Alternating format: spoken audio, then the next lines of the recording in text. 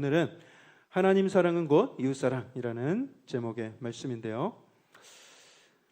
우리가 이 세상 살아가는 가운데 많은 사람들을 마주하고 살아가고 있죠.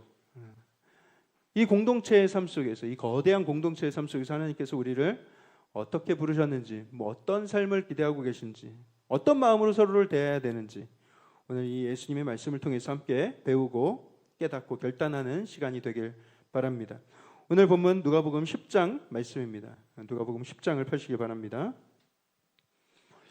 오늘 이 누가복음 10장의 말씀은 선한 사마리아인의 비유라는 그런 타이틀로 굉장히 잘 알려진 말씀이죠. 이 이야기는 교회에 어릴 적부터 이렇게 쭉 다니신 분들이라면 골백 번도 더 들어보셨을 거고, 인형극이며 영화며 많이 보셨을 거예요.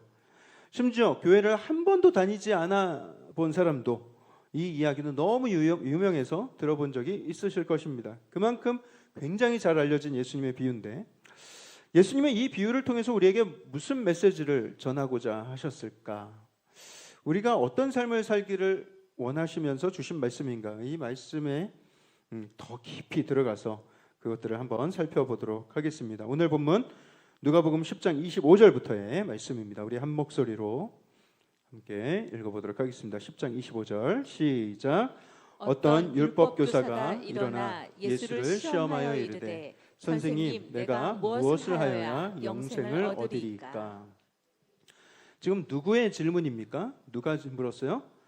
어떤 율법교사가 예수님께 물었습니다. 무엇을 질문했습니까? 선생님, 내가 무엇을 해야 영생을 얻을 수 있겠습니까? 무엇을 해야 영생을 얻습니까? 라고 물었어요. 여러분, 이것은 우리 인생에 굉장히 중요한 문제, 굉장히 본질적인 문제입니다. 좋은 질문이죠. 자기 인생에 대해서, 자기 영혼에 대해서, 그리고 이 땅, 우리가 눈에 보이는 이 삶, 이 너머에 어떤 것이 펼쳐지는가, 이런 것에 대한 질문이 우리 안에 생기지 않는다면 오히려 그 인생은 굉장히 비극적인 인생이 될 가능성이 높습니다. 왜냐?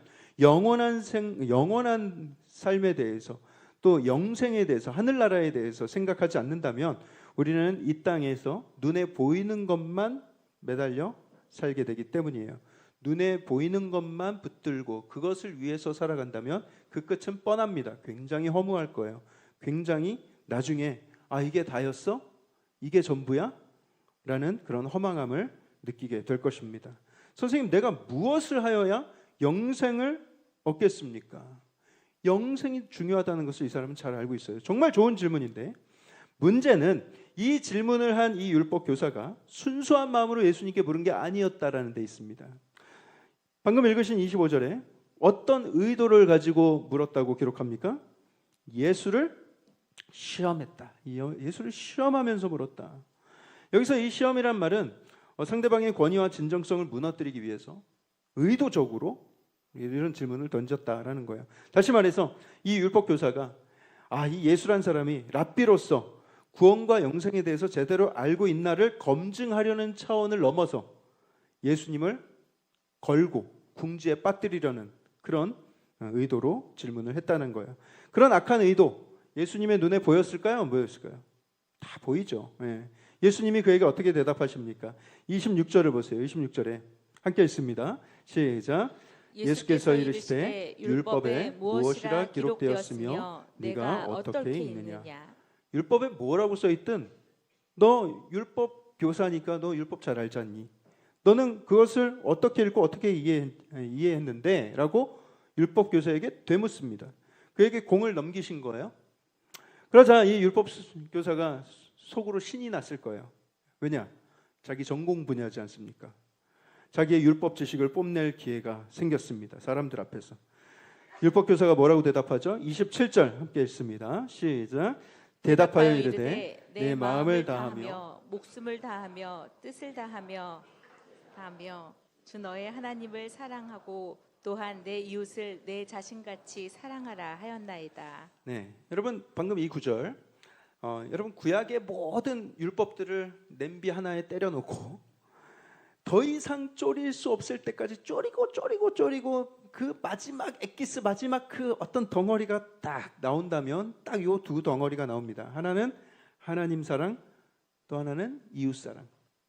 그 수많은 율법을 쪼리고 엑기스의 핵심을 뽑아내면 하나님 사랑, 이웃사랑이라는 거예요. 이 율법 교사가 율법의 핵심을 정확하게 파악하고 있었던 것이죠. 그래서 예수님이 말씀하십니다. 28절에 예수께서 이르시되 네 대답이 옳도다. 맞았어. 야, 잘 알고 있네. 이를 행하라. 야, 그리하면 살리라. 야, 너 알고 있잖아. 그럼 그렇게 해. 그럼 넌 살 거야. 너는 영생을 얻을 수 있을 것이다. 말씀을 하셨어요. 그런데 여러분, 예수님의 이 설명 이거 맞습니까? 우리가 지금까지 배워오던 복음의 내용과 좀 차이가 있지 않나요? 하나님을 사랑하고 이웃 사랑하고 이게 구약의 율법을 다 이렇게 핵심만 모아둔 거라고 했죠. 그러면 예수님이 말씀하신 게 결국 뭐예요? 구약에 쓰여진 율법 잘 지키면 구원을 받을 수 있을 거라는 건데 그게 맞습니까? 맞습니다. 여러분, 문제는 뭐냐? 율법을 다 지킨다면 문제될 게 없어요. 율법을 다 지키면 우리는 죄인이 아닙니다. 하지만 우리는 율법을 다 지켜낼 능력이 없는 사람들이에요. 그게 문제인 것입니다. 그럼 왜 하나님은 우리가 다 지키지도 못할 율법을 그렇게나 많이 율법으로 정하시면서 우리에게 그것을 요구하시는가? 율법을 주신 이유는요, 우리에게 무엇이 죄인지, 무엇이 하나님의 거룩을 침범하는 일인지 그것을 우리에게 알려주시기 위해서 그 율법을 주신 거예요. 우리가 그걸 다 지킬 수 없다는 것을 하나님은 잘 알고 계시지만, 그래서 다 지킬 거라는 기대도 하지 않으시지만, 그럼에도 불구하고 무엇이 범법행위라는 것은 우리에게 알려주셔야 되는 거예요. 우리나라에 수많은 종류의 법들이 있지 않습니까? 헌법에서 시작해서 형사법, 상사법, 민사법, 행정법, 사회법, 뭐 더 디테일하게 들어가면 뭐 도로교통법, 가족법, 이런 모든 국민들이 100%다 이런 법들을 100% 다 지킬 것을 기대하면서 제정한 법들은 아니죠. 그렇지만 어디까지가 수용될 수 있는 것인지, 어느 선을 넘으면 서로의 타인의 자유를 해치는 행위인지 이것을 미리 정해놓고, 법으로 정해놓고 이것을 어기면 이게 범법이다 알려주는 거예요. 그런데 예수님은 지금 그거 행하면 너는 살 거야 라고 말씀하시는데, 이 율법교사도 사실 그걸 모르는 바는 아니었거든요. 그런데 자기가 살면서 보니까 하나님과의 관계는 어느 정도 내가 충분히 하고 있다라고, 내가 어느 정도 자분하고 있지만 이 율법에 따르면 이 수많은 사람들을 이렇게 사랑하고 섬기고 하는데 그게 어디까지 섬기는 것인가? 누구에게까지 이게 미쳐야 되는가? 이거에 대한 불확실성이 있었어요. 이웃을 사랑하는 거, 내가 분명히 실천하고 있긴 한데 이게 맞나? 라는 그런 약간의 그런 마음도 있었을 거예요. 또는 너무 잘하고 있어서 자랑하고 싶은 마음도 있었을 거예요. 한번 보세요. 29절을 보면 그 사람이 자기를 어떻게 보이려고? 옳게 보이려고, 자기의 의로움을 나타내 보이려고 예수께 또 묻습니다. 그러면 내 이웃이 누구입니까? 이번에도 이 질문의 의도가 나타나죠. 자기를 옳게 보이려고 질문을 했어요. 나 예수님 말씀하신 거 뭐 모르지 않습니다. 저는 뭐 이미 그 계명들 다 철저하게 다 지켜오고 있었어요. 율법에 쓰인 대로 유대인의 과부들과 고아들을 잘 돕고 있었습니다. 다만 나는 이웃의 범위를 확인하고 싶고 내가 어느 정도 잘하고 있는지 사람들 앞에서 내가 좀 확인받고 싶다라는 거예요. 만약에 예수님이 야, 너 이웃은 너가 살고 있는 아파트 단지 그 주민들이야 하면 그래요? 저는 장곡동 전체를 생각하고 있고 지금까지 장곡동 전체 주민들한테 그렇게 잘 섬겨왔는데 제가 이웃의 범위를 너무 크게 잡았군요. 그러면서 사람들 앞에서 자기의 의의를 좀 드러낼 생각을 하고 있었던 거예요. 근데 또 만약에 예수님이 야, 이웃은 말이지 너가 살고 있는 장현지구를 비롯해서 이 시흥시 전체를 이야기하는 거야 라고 말씀을 하신다면 그래요? 저는 장곡동 주민 정도를 생각하고 있었는데 제가 그렇게 생각이 크진 못했네요. 장곡동 섬기는 것도 너무 버겁지만 제가 더 노력하겠습니다. 이렇게 사람들 앞에서 이야기를 할 수 있어도 자기의 의의를 드러내는 거죠. 나는 그래도 장곡동 정도는 섬기고 있어. 내가 봐도 나는 다른 사람들보다 훨씬 더 많이 하고 있다라는 것을 드러낼 수 있는 거예요. 종교적으로 율법적으로 인정받고 싶었던 거예요.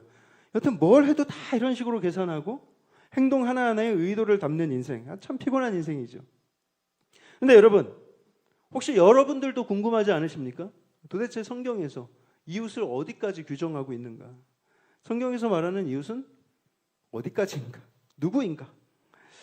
여러분, 내 이웃을 내 몸과 같이 사랑하라 이렇게 말씀하셨는데 어디까지가 내 몸인가? 세상 사람들 모두를 다 이웃으로 정의할 수는 없지 않겠습니까? 너무 이제 추상적이고, 그렇죠? 만약에 여러분들이 이런 설문을 받았다고 생각해 보세요. 당신이 생각하는 이웃의 범주는 어디까지입니까? 1번, 여러분들 아파트의 한 라인. 2번, 여러분들 그 동. 3번, 아파트 단지. 또는 여러분들의 살고 있는 장곡동, 또는 더 장현지구, 또는 더 넘어서 시흥시, 경기도, 대한민국. 같은 고향 사람들, 같은 크리스찬들, 여러분들이 생각하는 이웃의 경계는 어디까지일까요? 아마도 설문조사 해보면 다 각기 제각각의 어떤 그런 대답들이 나올 거예요. 그렇기 때문에 우리의 생각이 중요한 것이 아니라 하나님의 생각이 중요합니다. 예수님이 이 질문에 대해서 비유로서 말씀을 해주시는 거예요. 그게 이제 선한 사마리아인의 비유입니다. 어떻게 말씀하시는가? 우리 30절 말씀 함께 읽어보겠습니다. 30절 있습니다. 시작. 예수께서 대답하여 이르시되 어떤 사람이 예루살렘에서 여리고로 내려가다가 강도를 만나매 강도들이 그 옷을 벗기고 때려 거의 죽은 것을 버리고 갔더라. 어떤 사람이 어떤 길을 갔다 이렇게 이야기를 시작하셨을 때 이 듣고 있던 청중들은, 유대인 청중들은 그게 어떤 길인지도 잘 알고 있었을 거예요. 왜냐하면 그 길은 굉장히 유명한 길이었어요. 하나밖에 없는, 예루살렘에서 여리고로 가는 그 하나밖에 없는 그 길, 유대인들이 다 알고 있는 그 길을 이야기하신 것입니다. 어떤 사람이 예루살렘에서 여리고로 그 길을 타고 내려가고 있었습니다. 왜 내려간다는 표현을 쓰냐 하면, 예루살렘은 해발 750m 높은 고도에 위치해 있고요. 그리고 여리고는 그 반대로 해수면보다 350m 낮은 마이너스 350. 두 도시의 고도차가 1100m 정도 나는 그런 위치에 있었습니다.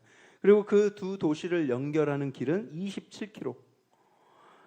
굉장히 험한 협곡으로 이루어져 있었어요. 한번 사진 한번 보여주시겠어요? 네, 저런 협곡입니다. 네. 저 두 도시 예루살렘과 여리고를 연결하는 그 길을 27km라고 했는데 계속 저런 협곡이 이어지는 거예요. 저 길에는 강도들이 자주 출몰하는 것으로 유명했습니다. 사람들이 그래서 강도 나오고, 딱 봐도 강도 나오기 되게 쉽게 생기지 않았습니까? 딱 이렇게 누가 지나가고 있으면 숨어 있다가 짠 나타나가지고 돈 내놔. 지금 저 사진에도 강도들이 5명 정도 있어요. 늘 강도들이 끊이지 않는 그런 곳이었습니다. 예수님께서 말씀하시기를 어떤 사람이 길을 홀로 가다가 강도 떼를 만나서 온몸이 벌거벗겨지고 심하게 구타당하고 거의 죽기 일보 직전에 버려졌다. 다 뺏기고 이제 그냥 다 벌거벗겨지고 심하게 얻어맞아서 숨이 끊어지기 직전의 상태. 도저히 스스로 일어날 수 없는, 가만히 내버려두면 죽을 수 있는 그런 상태. 그런데 어떤 사람이 그 길을 지나갑니다. 다행이다. 31절에 마침 한 제사장이 그 길로 내려가다. 제사장을 만났어. 기대를 했는데 그를 보고 피하여 지나갔다. 제사장이 그 길로 내려가고 있었어요. 여리고로 향하는 것이죠. 예루살렘에서 여리고로 향한 것이죠. 아마도 예루살렘 성전에서 제사장이 직무를 다 마치고 이제 자기가 사는 여리고로 내려가는 길이었을 거라고 짐작이 됩니다. 그 제사장은 거의 죽어가는 사람을 보았지만, 자기 동족이지만 어찌된 일인지 눈을 돌리고 다른 쪽으로 크게 선회해서 돌아가 버렸어요. 왜 그 제사장은 그런 냉정한 선택을 했는가? 왜냐하면 당시 제사장들은 어떤 종교적인 제의적인 직무를 감당하기 위해서 스스로 늘 정결을 유지해야 했습니다. 근데 이스라엘 율법에서 가장 불결하고 부정하게 여기는 게 뭔지 아세요? 시체예요, 시체. 제사장은 시체를 만지는 것뿐만 아니라 시체가 있는 가까운 곳에 가서도 안 되는 사람들이에요. 그래서 시체를 만지면 일주일 동안 부정하다 해가지고 제사장의 직무를 할 수 없는 것과 동시에 집안에서 자가격리를 해야 됐어요. 일주일 동안. 코로나 기간에 혼자 자가격리 일주일 동안 해보신 분들은 잘 아실 거예요. 이게 얼마나 답답한가. 아무리 그래도 그렇지 사람이 죽어가는데 어떻게 생사조차 확인하지 않을 수가 있겠나. 제사장들은 율법을 문자 그대로 이해하고 그냥 곧대로 그냥 믿는, 그대로 지키기를 원하는 그런 사두개인들이었습니다. 어떤 융통성도 발휘할 생각을 못하는 거예요. 율법 준수하는 데만 몰두하던 사람들, 말 그대로 율법을 생명보다 더 소중하게 여기는 사람들, 나쁜 의미로 그런 삶을 살면서 자신들이 하나님과 굉장히 가깝다고 생각을 하겠죠. 신앙이 되게 좋은 것처럼 살아가겠죠. 여러분, 하나님을 사랑한다는 것은요, 막연한 종교 생활로 표현하는 것이 아닙니다. 우리는 보통 신앙생활을 생각하면 수직적인 관계를 생각해요. 하나님과 나. 교회 와서 예배드리고 하나님 앞에 조용히 하나님 만나는 그 시간, 이런 것만 생각해요. 그런데 하나님은 우리에게 완전히 다른 말씀을 하세요. 마태복음 25장 40절에 이렇게 말씀하십니다. 내가 진실로 너희에게 이르노니 너희가 여기 내 형제 중에 지극히 작은 자, 지극히 비천한 자 하나에게 하는 것이 곧 나에게 한 것이다. 마태복음 25장 그 같은 장 45절에는 이렇게 말씀하십니다. 이 지극히 작은 자 하나에게 하지 아니한 것이 곧 내게 하지 아니한 것이니라. 하나님을 사랑한다면서 이웃을 돌보지 않아? 그건 하나님 사랑하는 것이 아니다라는 거예요. 결국 신앙은 우리가 수직 관계만을 두고 생각할 것이 아니라 평상시의 삶에서 수평 관계로서 이웃을 사랑하고 그들에게 사랑을 나누고, 그것이 하나님에 대한 사랑을 표현하는 방법이다라는 거예요. 그게 없으면 하나님 사랑하는 거 아니다. 지금 이 제사장은요, 수직 관계만 열심히 하고 제사만 열심히 드리고 수평 관계에서 해야 될 일은 손을 다 놓고 있는 거예요.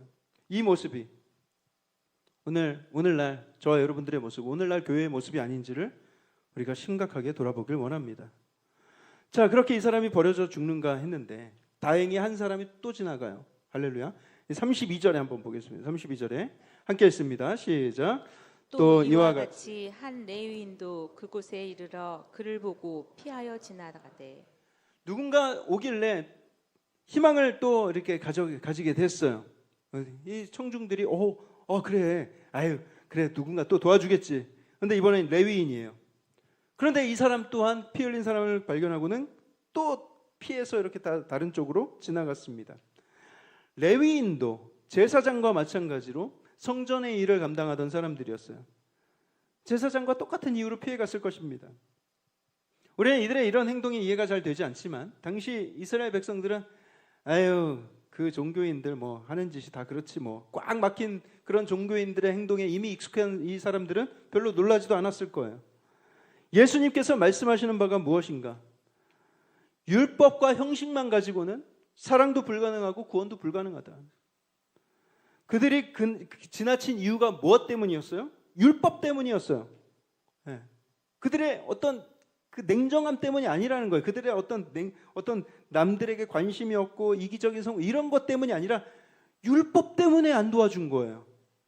율법을 지키기 위해서 사람이 죽든 말든 상관하지 않은 거예요. 이게 얼마나 이게 어불성설인가.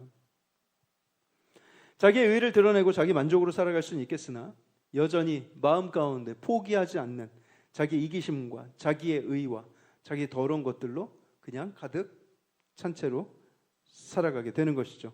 보여지는 겉모습은 굉장히 깨끗하게 보일 수는 있겠으나 그 속은 온갖 더러운 이기심과 온갖 오물로 가득한 채로 살게 되는 것입니다. 그런 상태로는 구원에 이를 수 없다.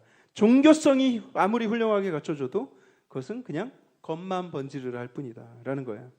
세 번째 행인이 나타나죠. 33절과 34절 보겠습니다. 33, 34 함께 보겠습니다. 시작.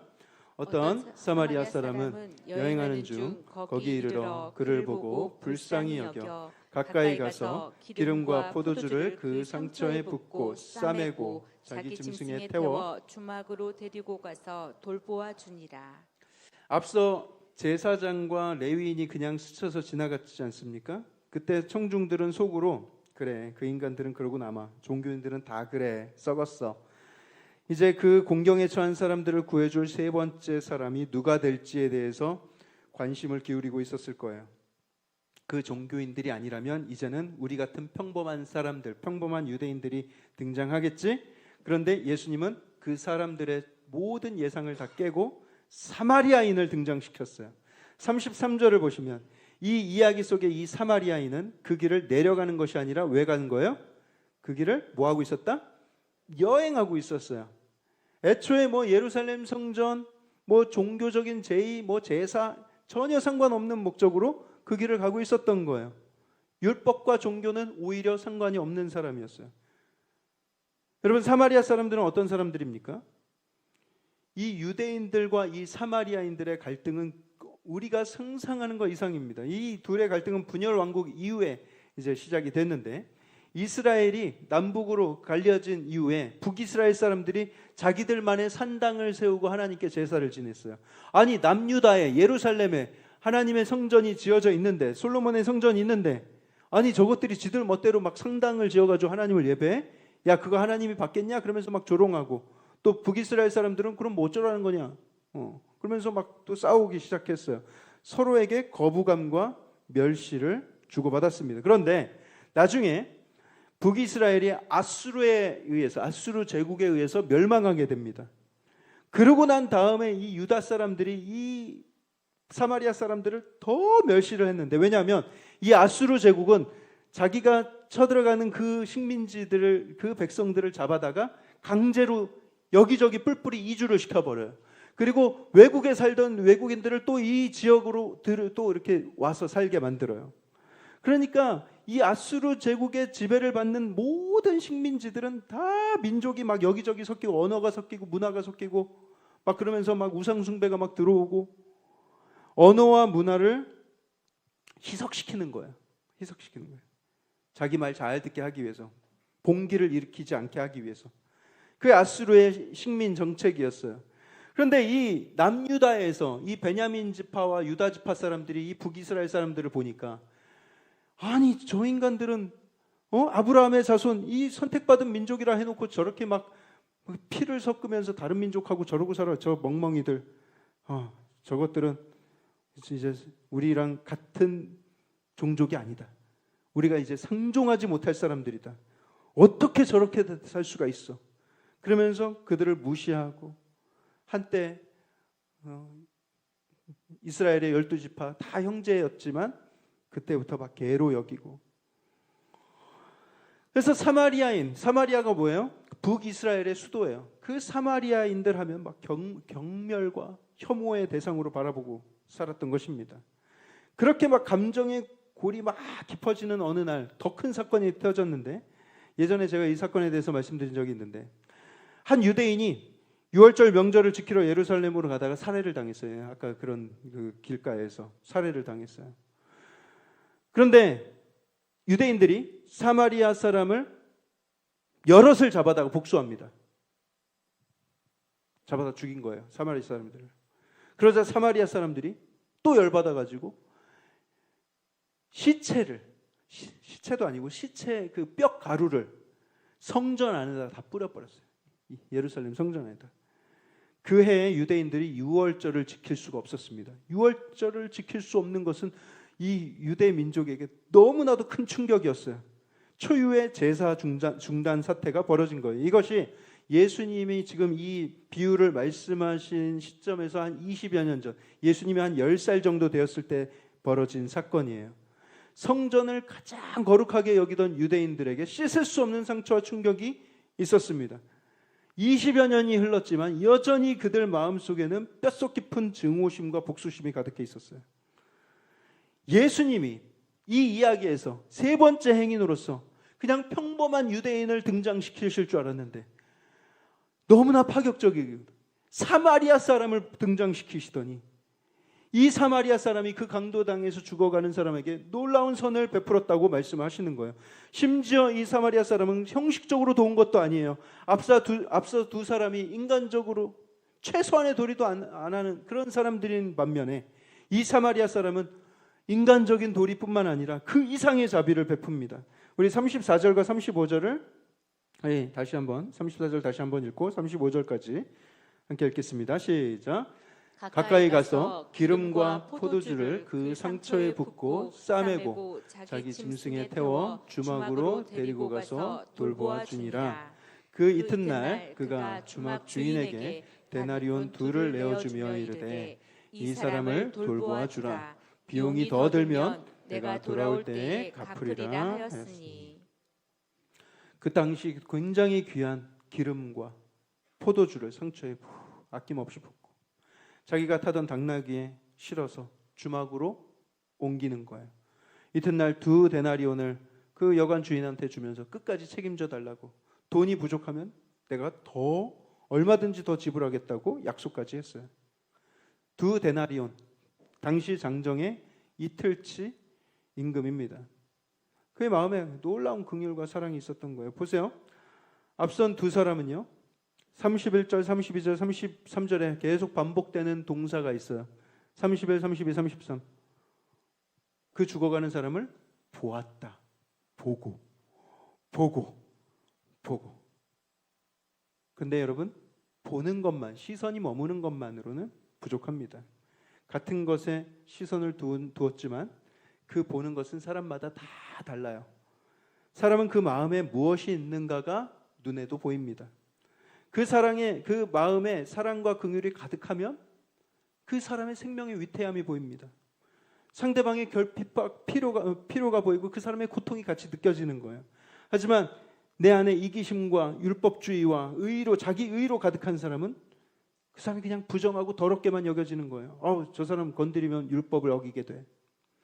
어려운 이웃을 보고도 우리의 마음이 움직이지 않는다면 그 냉정함과 무관심이 바로 내 정체입니다. 내 정체성인 거예요.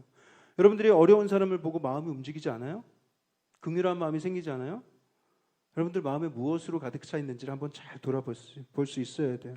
내 존재가 사랑이면, 내 존재 안에 따뜻함과 긍휼함이 가득하면 겉으로 드러나지 않는 아픔과 상처까지도 볼 수 있는 눈이 생기게 됩니다. 결국 사람은 자기 마음에 있는 것이 보인다라는 거예요. 그리고 사랑은 보는 데서 그치는 것이 아니라 행동합니다. 사마리아 사람이 자기의 귀한 물건을 내어주고 지친 발로 걸으면서도 자기 그 환자를 자기 당나귀에 태우고 그리고 함께 걷는 그런 헌신을 감당했어요. 그 죽어가는 사람이 생명을 얻을 때까지 끝까지 책임지겠다라는 그런 끈질긴 사랑의 다짐이 있었어요. 이제 예수님께서 자기한테 질문했던 그 율법사한테 다시 물으십니다. 36절에 뭐라 물으십니까? 네 생각에는 이 세 사람 중에 누가 강도 만난 자의 이웃이 되겠느냐? 다시 말해서 이 강도 만난 사람은 누구를 이웃으로 생각하겠느냐라는 거예요. 그러자 이 율법 교사가 대답합니다. 37절에 이르되 자비를 베푼 자입니다. 예수께서 이르시되 가서 너도 이와 같이 하라. 이 율법 교사는요, 차마 자기 입으로 사마리아 사람입니다. 네 이웃이 누구냐? 사마리아 사람입니다 라고 대답하지도 못했어요. 왜냐? 사마리아 사람이라고 이 대답하기가 너무 자존심이 상하는 거예요. 도저히 인정하기 싫은 거예요. 그냥 민족의 원수, 개보다 못한 사마리아인들, 그것들을 나의 이웃이라고 인정하는 것 자체가 너무 싫은 거예요. 그래서 뭐라고 말해요? 자비를 베푼 자입니다 라고 돌려 이야기를 합니다. 여러분, 우리 모두는요, 혼자 살아갈 수가 없기 때문에 따뜻한 이웃과 따뜻한 친구가 있기를 간절히 원합니다. 그러면 그 원하는 대로 남을 섬길 수가 있어요. 그 따뜻한 사람이 나한테 와주기를 바라는 그 마음, 그 원함을 가지고 나 또한 누구한테 그런 존재가 되어줄 수 있어야 돼요. 그렇지만 아무도 나한테 그렇게 해주질 않는데, 나도 그런 사랑을 받아본 적 없는데, 내가 그냥 뭐 먼저 다가가서 그러면 나만 손해인 거 아닌가? 나만 오버하는 거 아니야? 이렇게 생각할 수도 있어요. 하지만 여러분, 정말로 우리가 정말 그런 사랑을 받아본 적이 없어서 못하는 겁니까?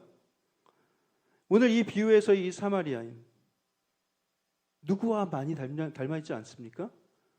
우리 예수님과 너무 많이 닮아 있지 않아요? 사마리아인들은 유대 사람들한테 멸시받고 핍박당하던 삶을 살았죠. 자기를 핍박하던 유대인들이었지만 그 스스로를 구원할 수 없는 그런 불쌍한 처지를 보면서 긍휼함이 생기고 가까이 가서 그들의 상처를 싸매 주었어요. 마찬가지로 예수님도 자기를 핍박하는 사람들, 원수라고 해도 아깝지 않을 그런 사람들한테 스스로 자기의 목숨을 내어주시면서 구원에 이르도록 도와주셨어요. 이들 남겨두면 이들은 스스로를 구원할 수 없는 그런 비참한 가운데 있으니까 예수님이 자기의 모든 것을 다해서 심지어 목숨까지도 버리시면서 우리를 살려주신 예수님이십니다. 예수님이 우리의 선한 사마리아인이 되어주신 거예요. 사마리아인의 여관비와 그 2데나리온의 헌신, 야 대단하다 이렇게 여기셨다면 날 위해서 목숨을 내어주신 이 예수님의 사랑은 얼마나 더 대단하게 여겨야 되겠습니까? 예수님은 우리를 이 땅에 두고 떠나셨지만 우리가 이 땅에서 회복하고 생명을 얻기에 필요한 모든 것들을 다 공급해 주셨어요. 심지어 우리에게 성령을 주셨어요. 부족하면 언제든지 채워주겠다 약속하셨어요. 그런 무조건적인 사랑, 죄로 원수되었던 우리한테 모든 것을 다 이미 다 내어주셨지만 필요하면 내가 더 얼마든지 더 주겠다 아까워하지 않으시는 사랑. 여러분, 우리는 그런 놀라운 사랑을 이미 경험한 사람들입니다. 우리가 뭐 받지 못해서 못 준다고요? 무슨 말씀을요? 그건 예수님을 부인하는 것입니다. 내 이웃을 내 몸과 같이 사랑하라는 이 하나님의 말씀은요, 우리가 받은 하나님의 사랑 때문에, 예수님의 사랑 때문에 가능한 거예요. 우리가 그런 사랑을 받지 않고는 그런 사랑 우린 불가능해요. 우린 그런 사랑을 할 능력이 없어요. 내 인격으로 한다? 내 안에 있는 사랑을 막 긁어 모아서 한다? 그게 되겠습니까? 내 부족한 인격, 이 마음으로는 우리는 꿈도 못 꿀 사랑이에요. 하지만 우리는 예수님의 사랑으로 우리의 심령 가운데 이미 그 사랑으로 충만할 수 있는 거예요. 우리는 딱 받은 만큼 사랑할 수 있는 존재인데 예수님이 우리는 너무나도 사랑해 주셨어요. 오늘 저와 여러분들은 깨닫게 되길 원합니다. 나는 사랑할 능력도 없는데 자꾸만 이웃 사랑하라고 종용하시는 예수님이 아니다라는 사실을 알게 되길 원합니다. 예수님은 우리의 생명을 살리기 위해서 자기의 모든 것을 다 내어주신, 우리가 감당할 수도 없는 그런 사랑을 주셨고요. 우리는 그 놀라운 사랑을 다 받아 누린 자들입니다. 그 사랑 때문에 우리는 이런 선한 사마리아인 같은 이런 사랑이 가능하게 된 거예요. 사랑하는 성도 여러분, 오늘 말씀은요, 누가 내 이웃인가에 대한 대답이 아니에요. 이 율법교사가 누가 내 이웃입니까? 라고 물었는데 예수님은 약간 동문서답을 하시는 거예요. 궁금해하던 입장에서는 좀 실망할 수도 있어요. 우리는 내 이웃의 범위가 궁금하거든요. 하지만 오늘 이 예수님의 말씀은 이웃의 경계를 어디에 둬야 합니까? 라는 그 질문에 오히려 있던 경계도 허물어야 된다라고 말씀을 하시는 거고요. 내 이웃이 누구입니까? 라는 그 질문에 너 스스로 좋은 이웃이 되어야 된다라는 것을 말씀하고 있는 거예요. 누가 우리의 이웃입니까? 율법 교사가 물었을 때 예수님이 이렇게 물으시는 거예요. 강도 만난 사람은 누구를 이웃이라고 생각하겠니? 여러분, 오늘날 교회의 현실도 마찬가지입니다. 교회들을 다니면서 누가 우리의 이웃입니까? 라고 묻는다면 이 교회들은 어떤 대답을 할까요? 지역 주민들, 가난하고 소외된 사람들, 아직 복음을 알지 못하는 이웃 사람들, 그게 다 우리의 이웃입니다. 이렇게 대답을 할 거예요. 정답입니다. 아주 건강한 교회죠. 우리 교회도 똑같이 대답할 거예요. 그런데요, 이 도시에 사는 사람들, 이 도시에 소외된 사람들, 이 도시에서 외로워하는 사람들, 가난한 사람들, 그들에게 질문을 하면 그들은 우리 시흥 동산교회를 이웃으로 생각하겠는가? 그들이 생각할 때 우리 시흥동산교회는 그들의 이웃인가요? 여러분, 우리가 그들을 우리의 이웃이라고 막연하게 말하고 있지만 정작 우리가 그들을 위해서 아무것도 하지 않는다면 사실 우리가 이 이야기 속에 제사장과 레위인과의 다를 바가 뭐가 있겠는가? 우리가 뭐가 다릅니까? 아무것도 하지 않는데. 선행은 구원받은 사람들에게 볼 수는 아주 자연스러운 열매다. 우리가 이렇게 얘기를 하죠. 선행하는 걸 보니까 당신 구원받았구나. 그렇게 이야기를 하면서도 우리는 열매를 맺는 것에 관심을 두기보다는 어떻게 하면 구원받을 수 있을까? 막 교리에만 관심을 가져요. 그게 오늘날 교회의 현실입니다. 선행이 믿음의 결과라는 말에는 아무도 의의를 제기하지 않아요. 아, 믿음이 있으니까 저렇게 선행을 하겠지. 그런데 살아가는 모습을 보면 이 선행은 선택사항처럼 여기고 살아요. 해도 되고 안 해도 되고.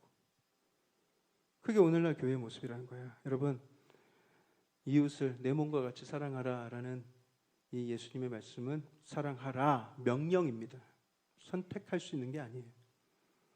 우리가 학연으로 누군가와 가까워지려 하고 같은 고향 사람, 사는 동네를 따지고 같은 정치적 성향을 따지고 같은 종교, 심지어 종교 내에서도 같은 교단. 오늘 이 비유의 이 사마리아인도 사실 완전히 다른 종교를 가진 사람이라고 생각해도 무방하죠. 그런데 예수님은 종교로도 나누지 말라는 거예요. 이웃의 경계를 만들려고 하지 말고 좋은 이웃이 되는 것에 신경 써라. 내가 선한 사마리아인과 같은, 아니 그와 비교도 할 수 없을 만큼 더 큰 사랑을 너희한테 베풀었으니까 이제는 가서 너도 이와 같이 하라. 그리하면 살리라. 그래서 율법을 강조하신 것이 아니라 우리가 예수님을 정말로 믿는다면, 그래서 그 예수님의 사랑으로 충만하다면 우리도 이와 같이 할 수 있다라는 것을 말씀을 해주시는 것입니다. 사랑하는 성도 여러분, 이번 주에 우리는 드디어 전교인이 함께하는 국내 선교를 떠납니다.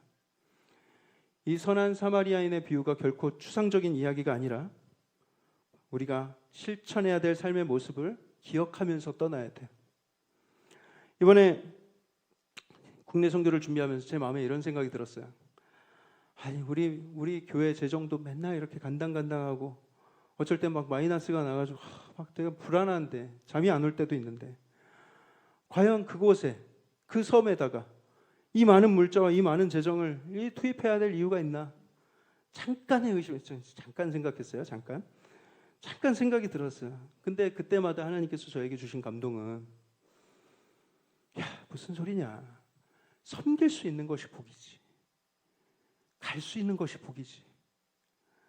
내가 너희를 복된 자리로 부르는 것인데 뭐 그런 걸 의심하고 뭐 그런 걸 걱정하냐. 이렇게 말씀을 해주시더라고요. 여러분, 우리가 아무 사심 없이 아무 대가를 바라지 않고 일면식도 없는 사람들을 만나서 그 멀리까지 가서 그리스도의 사랑으로 섬기고 땀 흘리고 봉사하고 페인트 칠해주고 도배 장판 깔아주고 마을 잔치 열어주고 예수님을 전하고 그 영혼 구원하고자 하는 그 마음 하나로 가서 그렇게 섬기고 전하고 땀 흘리고 하는 그 모든 일들, 그것이 그리스도의 이웃사랑 방식인 거예요. 크리스천들은 이웃사랑을 그렇게 하는 거예요. 우리는 그것을 몸에 익히러 가는 것입니다. 그 하나님의 귀한 일들의 초대를 받아서 우리는 그것을 기쁨으로 감당하러 가는 거예요. 우리가 떠나려는 그 삽시도, 우리가 가는 그 땅에도 쓰러진 영혼들이 얼마나 많겠어요. 겉으로 보기엔 다 멀쩡하게 사는 것 같아 보여도 마음에 얼마나 많은 불안과 상처와 아픔이 있고 외롭게 버려진 사람들 얼마나 많이 있겠어요. 그런데 우리가 그 우상 숭배의 땅, 두려움으로 가득한 땅, 그 한순간 눈물이 가득한 땅에 가가지고 우리가 예수 그리스도의 사랑을 전한다면 누군가는 소망을 얻게 되고 누군가는 복음을 얻게 되고 영생을 얻게 되는 그런 일들이 일어나지 않겠어요? 그러니 여러분, 내 이웃이 누구냐고 묻지 마십시오. 내 이웃이 누구입니까? 우리가 누구까지 챙겨야 됩니까? 따지지 마세요. 예수님이 보여주신 사랑처럼 우리가 먼저 다가가길 원합니다. 이번에 피치 못할 사정으로 못 가시는 분들 많이 계시죠. 그분들은 기도로, 재정으로 함께 해주세요. 재정으로 헌금해요. 나 거기 가서 나 바베큐도 못 먹는데 뭘 돈 내 못해. 나만 손해 아니고. 그렇게 생각하지 마시고 내가 못 가서 미안하다. 땀 흘리는데 내가 못 가서 미안하다.